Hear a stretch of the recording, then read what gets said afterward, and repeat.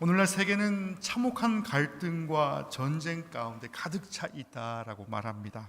중동 지역에는 팔레스타인과 이스라엘 간의 분쟁이 수십 년째 계속되고 있고, 또 가자 지구에 벌어지고 있는 폭격과 보복 공격과 무고한 민간인들이 희생되는 모습은 평화가 얼마나 절실한 것인지를 우리에게 상기시키고 있습니다. 이런 이스라엘과 팔레스타인의 긴장된 관계는 언제 끝날지 모르는 그런 불확실함 속에서 그 사람들을 고통 속으로 몰아넣고 있는 것입니다. 또 러시아와 우크라이나 전쟁은 또 다른 차원의 비극을 보여주고 있습니다. 군사적인 충돌로 인해서 수많은 민간인들이 목숨을 잃고 있고, 또 국경을 넘나드는 난민들은 안정된 삶을 잃고 막연하게 길을 떠나야 하는 그러한 시대 가운데 살고 있는 것입니다. 이 전쟁으로 인해서 유럽과 전 세계가 경제적으로나 정치적으로 불안정해졌습니다. 또 평화를 위한 어떤 외교적인 시도들은 번번이 일어나지만 또 번번이 실패하고 있고, 또 전쟁의 상흔은 계속해서 깊어져 가는 그러한 시대 가운데 있는 것입니다. 또 중동에서는 여전히 종교와 정치적인 이념들이 뒤엉켜서 분쟁이 끊이지 않고 있는 그러한 모습들을 보게 됩니다. 뿐만 아니지요. 시리아와 이란과 관련된 문제들, 또 사우디아라비아와 예멘에서 벌어지는 내전과 테러들은 그 지역의 사람들에게 끊임없는 어떤 공포를 안겨주고 있는 것입니다. 우리는 뉴스에서 이러한 비극적인 소식을 접할 때마다 깊은 마음 가운데에 바로 평화를 갈망하게 되는 것입니다. 그런데 과연 이러한 전쟁의 갈등을 근본적으로 해결할 그런 근본적인 해결 방법은 없는 걸까요? 이 질문은 수천 년 전에 이스라엘 백성에게도 동일하게 던졌던 그러한 질문입니다. 오늘 본문의 역대하 15장 말씀 속에서 우리는 유다 왕국의 아사 왕이 이제는 하나님께로 돌아와서 나라를 개혁하고 평화를 얻은 그러한 이야기를 보게 됩니다. 오늘 이 말씀을 통해서 하나님께서 주시는 평화가 어떻게 우리의 삶 속에서 이루어지는지를 살펴보고자 합니다. 그리고 이 모든 과정을 통해서 과연 우리는 선한 능력으로 평화를 이루리라라는 그러한 신앙 고백에 이르게 되는 그러한 과정을 함께 배우는 그러한 시간이 되길 간절히 소망합니다. 이러한 여러 가지 세계의 여러 가지 문제 가운데에 그렇다면 이 세상에서 진정한 평화는 불가능한 것입니까? 오늘 본문은 우리가 그 답을 찾는 중요한 열쇠를 제시하고 있는 것입니다. 유다 왕국의 아사 왕이 하나님을 의지하고 개혁을 이루었을 때에 하나님께서는 그에게 나라의 평화를 허락하였습니다라고 본문이 시작합니다. 이를 통해서 오늘날 우리가 어떻게 하나님께로부터 평화를 얻을 수 있는지를 다시금 돌아볼 수 있는 저와 여러분이 되시기를 주님의 이름으로 간절히 기원합니다.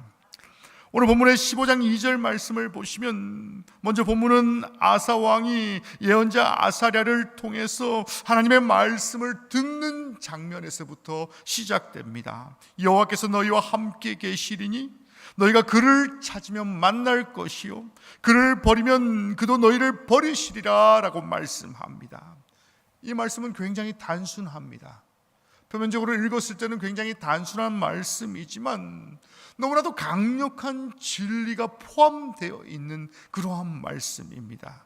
하나님께서 함께 하시기 때문에 함께 하시기 위해서는 우리가 먼저 그분을 찾아야 합니다라고 말씀하고 있는 것입니다.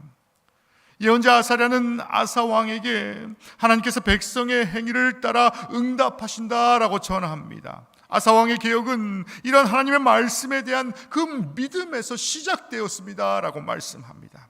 그럼 먼저 유다에서 우상 숭배를 철저하게 제거합니다. 우상 숭배는 하나님을 떠나게 하는 가장 큰 죄였고, 이로 인해서 하나님과의 관계가 단절되었다, 끊어졌다라고 말씀합니다. 아사는 우상을 타파하고 하나님의 성전을 다시 세우는 일에 최우선으로 삼게 됩니다. 또한 아사는 성전의 예배를 회복하기 위해서 열심을 다했다라고 말씀합니다. 아사왕은 이 말씀을 듣고 과감한 결단을 내립니다. 그는 나라 곳곳에 퍼져 있던 우상들을 제거하고 하나님을 섬기지 않는 자들을 치리하며 성전을 재건하였다라고 말씀합니다. 그는 백성들에게 하나님의 말씀을 따를 것을 요구합니다. 또 하나님을 찾는 자들에게만, 이제는 하나님을 찾는 자들에게만 평화가 주어질 것이다 라고 선언하기도 합니다. 그의 개혁은 개인의 믿음에만 끝나는 것이 아니라, 머무르는 것이 아니라 바로 공동체 전체가, 나라 전체가 하나님께 돌아올 수 있도록 이끄는 사회적이고 종교적인 개혁이었다라고 말씀합니다. 고린도후서 5장 17절 말씀을 보시면, 누구든지 그리스도 안에 있으면 새로운 피조물이라, 이전 것은 지나갔으니 보라 새 것이 되었도다 라고 말씀합니다. 아사왕의 개혁은 나라를 새롭게 하였고, 그 결과 하나님께서는 그들에게 평화를 허락하셨다라고 말씀하고 있는 것입니다. 사랑하는 성도 여러분, 그의 개혁은 단전히 외적인 것으로 끝난 것이 결코 아니었습니다. 마음 깊은 곳에서부터 하나님을 향한 신앙을 새롭게 하려는 그러한 의도에서 시작되었다라고 말씀합니다.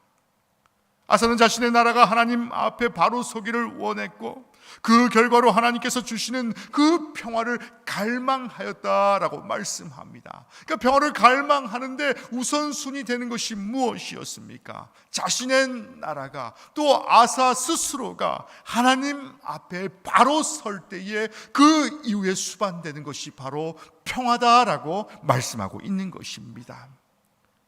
오늘날 우리도 삶 속에서 혹여나 하나님보다 더 중요하게 여기는 것이 있을 수 있지요. 때로는 물질이 될 수도 있습니다. 때로는 인간적인 명예가 될 수도 있고요.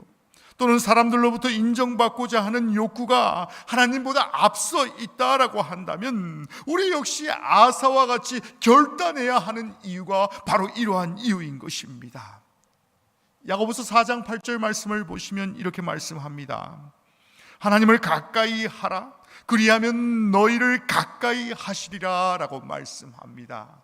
사랑하는 성도 여러분, 하나님을 더욱더 가까이 하시는 저와 여러분 되시길 간절히 축원합니다. 우리가 하나님을 먼저 찾을 때에 하나님은 우리의 삶 속에서, 우리의 인생 가운데에 평화를 회복하여 주신다라는 사실을 다시금 기억하시는 저와 여러분이 되시기를 주님의 이름으로 간절히 축원합니다. 두 번째로 15장 4절에서 6절 말씀을 통해서 하나님을 찾는다라고 해서 곧바로 평화가 주어지는 것은 아니다라는 그런 부연 설명들이 이어집니다. 때로는 고난과 시련이 우리 앞에 놓여 있다라고 말씀합니다. 이스라엘 백성들이 하나님을 떠나서 고통을 겪었던 것과 같이 우리는 때로는 하나님과의 관계가 소홀해질 때에 바로 성도 한 사람 한 사람이 삶 가운데에서 고난을 경험하게 된다라고 말합니다. 또 그러한 고난 가운데에 이제는 어떻습니까? 하나님을 찾고 의지할 때에 하나님께서는 놀라운 회복과 승리를 허락하신다라는 것을 말씀 가운데 찾아야 한다라고 말씀하고 있는 것입니다. 이스라엘은 하나님을 떠난 후에 전쟁과 고난 가운데의 삶을 살았습니다. 그들은 더 이상의 제사장도 없었고요, 율법도 없었습니다. 또 하나님과 멀어진 결과로 고통을 겪게 되는 그런 고난의 연속이 시작되는 삶을 살게 됩니다. 그러나 그들이 하나님을 찾으면 하나님께서 다시 만나 주신다라는 그런 언약을 그들이 선사받게 됩니다. 고난 속에서도 하나님을 찾는 이들의 그러한 이야기들을 통해서 때로는 고난 가운데 그 고난이 영원한 것이 아니라 하나님을 찾는 자의 삶 가운데서는 반드시 그 고난의 끝을 경험하게 된다라고 분명히 말씀하고 있습니다. 성서의 여러 가지 내용을 통해서 우리에게 말씀하고 있지요. 우리가 요셉을 한번 생각해 봅시다. 요셉의 형들의 시기로 인해서 노예로 팔려가게 됩니다. 감옥에 갇히는 억울한 고난을 겪게 됩니다. 그러나 그는 끝까지 하나님을 의지했다라고 말씀합니다. 결국 하나님께서는 요셉을 이집트의 총리로 세우시고 그의 가족과 많은 백성들을 구원케 하셨습니다. 창세기 50장 20절 말씀을 보시면 요셉이 이렇게 고백하고 있습니다. 당신들은 나를 해하려 하였으나 하나님은 그것을 선으로 바꾸사 많은 백성의 생명을 구원하게 하셨다라고 말씀합니다. 그러니까 하나님은 요셉의 고난을 축복으로 바꾸어 주셨다라고 말씀하고 있는 것입니다. 욥의 삶도 마찬가지였지요. 욥 역시 큰 고난을 겪은 인물이었습니다. 그는 모든 재산과 가족을 잃고 심한 병마까지 시달리게 됩니다. 그러나 끝까지 하나님을 신뢰하며 원망하지 않았다라고 분명히 말씀합니다. 욥기 1장 21절 말씀을 보시면 주신 이도 여호와시오 취하신 이도 여호와시오니 여호와의 이름이 찬송을 받을지니다 라고 말씀합니다. 그러니까 하나님께서는 욥의 고난을 통해서 그에게 2배 축복을 허락하여 주셨다라고 말씀하고 있는 것입니다. 신약의 시대의 사도 바울도 마찬가지였지요. 그런 복음을 전하며 수많은 매를 맞기도 하였습니다. 억울한 옥살이를 하기도 하였고 또 배가 난파되어서 죽을 지경에 이르는 그러한 경험, 그러한 고난을 겪게 됩니다. 그러나 바울은 빌립보서 4장 13절 말씀과 같이 이렇게 고백하고 있습니다. 내게 능력 주는 자 안에서 내가 모든 것을 할 수 있느니라 라고 하나님께 고백하고 있습니다. 그러니까 하나님께서는 바울이 겪는 고난을 통해서 더 많은 영혼들을 구원하셨던 것과 같이 바로 고난을 이겨내는 성도의 삶 가운데에 바로 욥과 같이 요셉과 같이 바울과 같이 하나님께서 반드시 보응하실 것이다 라고 분명히 말씀하고 있다라는 것입니다. 이 3명의 성경의 위인 가운데 공통점이 무엇입니까? 모두 다 고난 가운데에 그 고난 가운데 실망한 것이 아니라 하나님의 선한 능력을 의지하여서 끝까지 믿음을 지켰다라고 말씀합니다. 그들의 삶은 하나님의 평화와 축복이 가득했습니다. 그러니까 우리의 삶도 마찬가지다라는 것입니다. 고난 속에서도 더욱더 하나님을 의지하는 삶을 살게 되면 그분께서는 반드시 우리에게 평화와 승리를 허락하여 주신다라는 것을 믿으시는 저와 여러분 되시길 간절히 축원합니다. 그러므로 오늘날 우리의 삶 가운데서도 이러한 믿음을 본받아서 고난 가운데에서도 하나님을 찾고 하나님을 신뢰하는 저와 여러분 되시길 간절히 원합니다.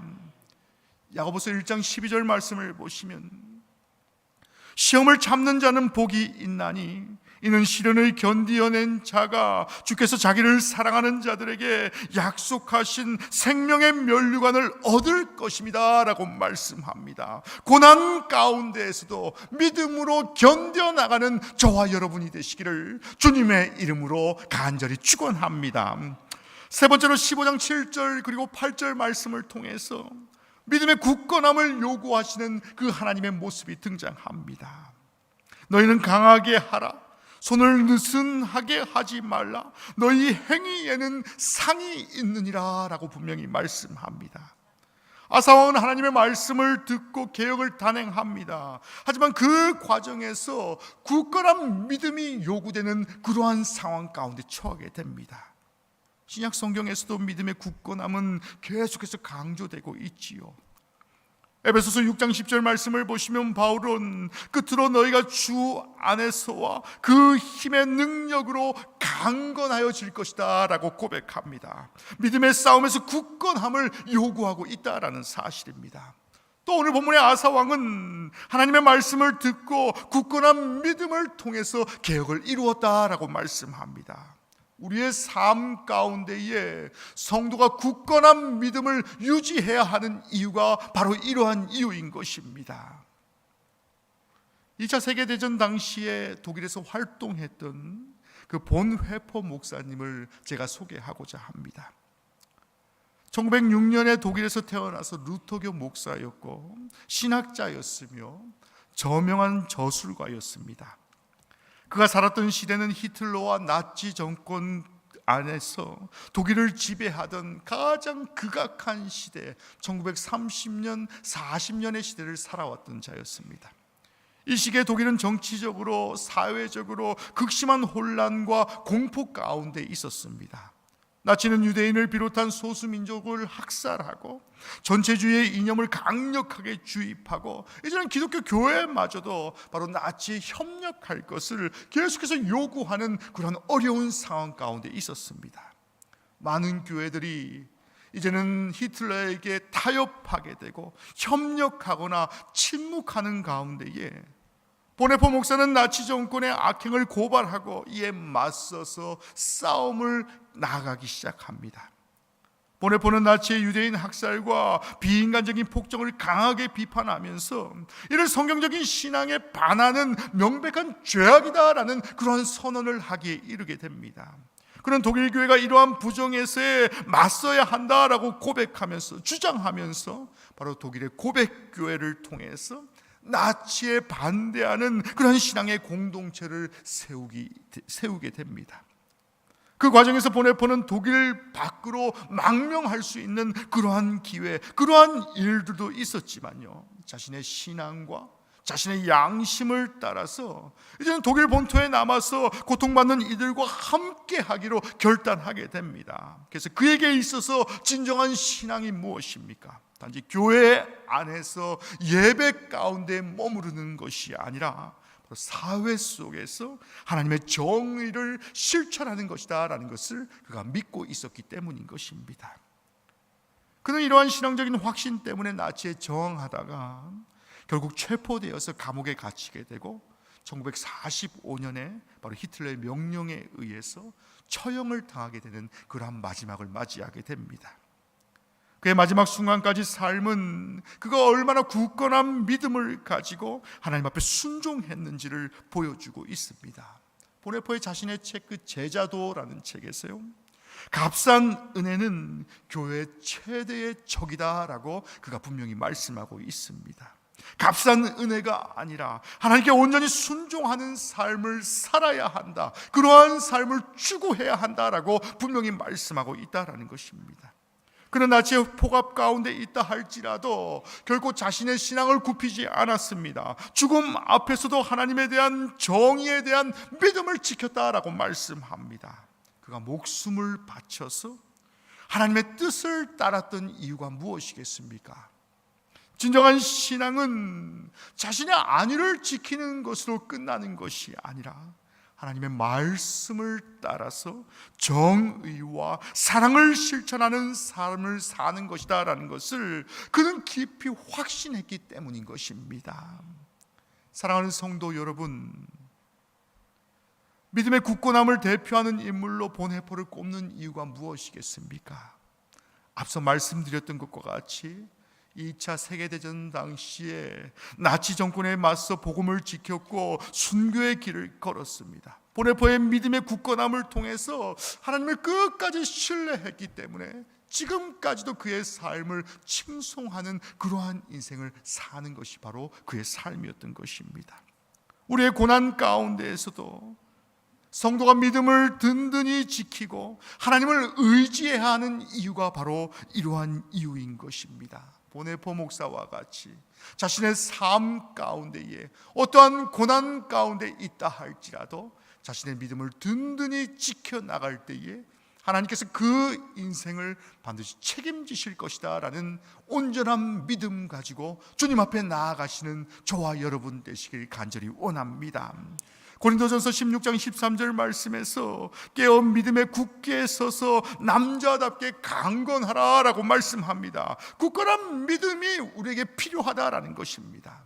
하나님께서는 우리의 믿음을 통해서 우리의 삶의 평화를 허락하여 주신다라는 것을 다시금 기억할 수 있는 저와 여러분이 되시기를 주님의 이름으로 간절히 축원합니다. 그렇기 때문에 우리의 삶 가운데에서도 우리의 신앙의 개혁이 필요하다라는 것입니다. 우리의 일상에서 시간을 어떻게 사용하고 있는지를 다시 한번 돌아보시길 바랍니다. 내가 무엇에 사로잡혀 있는지를 다시금 돌아보시길 바랍니다. 로마서 12장 2절 말씀을 보시면 너희는 이 세대를 본받지 말고 오직 마음을 새롭게 함으로 변화를 받아 하나님의 선하시고 기뻐하시고 온전하신 뜻이 무엇인지를 분별하도록 하라라고 말씀합니다. 우리의 마음 가운데에 하나님보다 우선순위 되는 것이 있다면 그것이 우상이다라는 것을 기억하셔서 우리의 마음속에 우상을 제거하고 하나님을 우리의 최우선으로 모시는 그런 개혁을 이루는 삶을 살아가시길 간절히 축원합니다. 이러한 개혁이 있을 때에 하나님께서는 우리에게 참된 평안함과 평화를 허락하여 주신다라는 것을 늘 기억할 수 있는 저와 여러분의 삶을 사시길 간절히 축원합니다. 오늘 본문의 말씀과 또 우리가 이제 찬양할 그 선한 능력이라는 그런 찬양의 고백과 같이 우리도 하나님의 선한 능력을 가지고 보호받으며 그분의 평화를 기대하며 살아가는 저와 여러분 되십시오. 로마서 15장 13절 말씀을 보시면 소망의 하나님이 모든 기쁨과 평강을 믿음 안에서 너희에게 충만하게 하사 성령의 능력으로 소망이 넘치게 하시기를 원하노라 라고 말씀합니다. 하나님께서 주시는 평강과 소망이 우리의 삶 가운데에, 성도 한 사람 한 사람의 삶 가운데 가득히 흘러넘치기를 간절히 축원합니다. 오늘을 살아가는 성도의 삶 가운데에 또 이 한 주 가운데에서도 하나님께서 주시는 선한 능력을 가지고 세상의 사람들 앞에 평화를 누리는, 평화를 이루어가는 그러한 성도의 삶을 살아가시기를 주님의 이름으로 간절히 축원합니다. 우리 시간에 함께 찬양하시고 기도하는 그러한 시간 되길 간절히 원합니다. 오늘 말씀을 통해서 더욱더 하나님을 찾고 의지하는 그러한 성도 되길 원합니다라고 기도합시다. 또 내 삶 가운데 하나님보다 우선순위 되는 것이 있다면 그것이 우상이니 내 삶의 우상을 제거하는 그러한 삶을 살겠습니다라고 다시 한번 다짐합시다. 그리고 내가 고난 가운데 있는 성도가 있다면 그 고난 가운데에서도 나의 믿음을 굳건히 지킬 수 있는 그런 힘과 능력을 나에게 허락하여 주시옵소서라고 우리 함께 찬양하시고 함께 기도하는 그러한 시간 갖도록 하겠습니다. 우리 선한 능력으로 함께 찬양하도록 하겠습니다. 주 선한 능력으로 안으시네 찬양합니다. 주 선한 능력으로 안으시네 그 크신 팔로 날 붙드시네 절망 속에도 흔들리지 않고 사랑하는 주 얼굴 구하리 선한 능력으로 일어서리 주만을 지하리 믿음으로 우리 고대하에 주 오실 그날 영광의 새날을 맞이하리 이전의 괴로운 날 애워싸고 고난의 길을 걷는다 해도 주님께 모두 맡긴 우리 영혼 끝내 승리의 날을 맞으리 아멘. 우리 믿음으로 고백합니다. 선한 능력으로 일어서리 주만을 지하리 믿음으로 우리 고대 안에 주 오실 그날 영광의 새날을 맞이하리 주님이 마신 고난의 승자 주님이 마신 고난의 승자는 우리도 감사하며 받으리 아멘. 주님의 남은 고난 채워가며 예수와 복음 위에 살리라 아멘. 선한 능력으로 일어서리 주만을 지하리 믿음으로 우리 고대 안에 주 오실 그날 승리의 새날을 맞이하리 아멘. 우리 시간에 기도하실 때에 하나님, 내가 하나님을 더욱더 찾고 의지하는 그러한 성도가 되길 원합니다. 하나님보다 더 우선순위 되는 것은 우상밖에 되지 아니하오니 이제는 내 삶에 하나님이 최우선되는 그러한 삶 살길 원합니다라고 기도합시다. 혹여나 성도의 삶 가운데에 고난당하는 성도가 있다면 다시 한번 기도합시다. 하나님, 그 고난 가운데에서도 하나님을 의지하고 하나님을 신뢰할 때에 주님, 아사왕에게 허락하였던 것과 같이 주님, 내 삶 가운데 참된 평안함을 허락하여 주시옵소서라고 우리 한 목소리로 함께 기도하는 그러한 시간 되길 간절히 원합니다. 우리 한 목소리로 함께 기도하겠습니다. 오 주님, 우리와 함께 하시고 인도하여 주셨습니다. 아버지, 어떠한 상황 가운데에서도 아버지 하나님을 찾고 의지하는 그러한 삶 살게 하여 주시옵소서. 아버지, 내 삶 가운데 우상이 있다면, 하나님보다 우선순위 되는 것이 있다면 그 모든 것이 우상됨을 기억해 하여 주셨소. 오직 하나님 앞에 정직하게 하시며 오직 하나님 앞에 거룩하게 하시는 아버지 그러한 삶을 살게 하여 주시옵소서. 아버지, 고난 가운데 있는 성도가 있습니까? 아버지, 두려움 가운데 있는 성도가 있습니까? 여러 가지 세상의 고통 가운데 있는 성도가 있습니까? 그 고난을 잘 감내하며 그 고난 가운데 승리하는 삶을 살 때에 주님께서 주시는 참된 평안함을 허락하여 주실 것을 기대하고 소망하는 그러한 성도의 삶을 살아갈 수 있도록 주님이 늘 함께 하시고 인도하여 주시옵소서. 사랑과 은혜가 충만하신 하나님, 우리 사랑하는 영등포영문의 모든 성도들이 아사왕과 같이 하나님을 더욱더 찾고 하나님을 더욱더 의지하는 그러한 성도의 삶을 살게 하여 주시옵소서. 혹여나 하나님보다 우선순위 되는 것들이 있다면 그 모든 것이 우상임을 기억해 하여 주셔서 내 삶이 하나님의 중심이 되게 하시며 이 교회가 하나님의 중심이 되게 하시며 나의 모든 일생이 하나님이 최우선순위 되는 그러한 삶을 살게 하여 주시옵소서. 혹여나 성도의 삶 가운데 고난당하는 성도가 있습니까?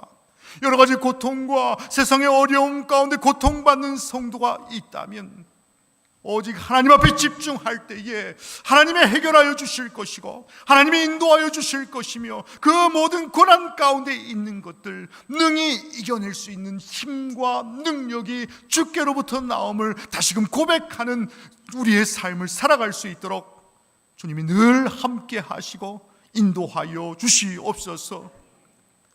이 모든 말씀 우리를 사랑하시는 예수 그리스도 이름으로 간절히 기도하였습니다.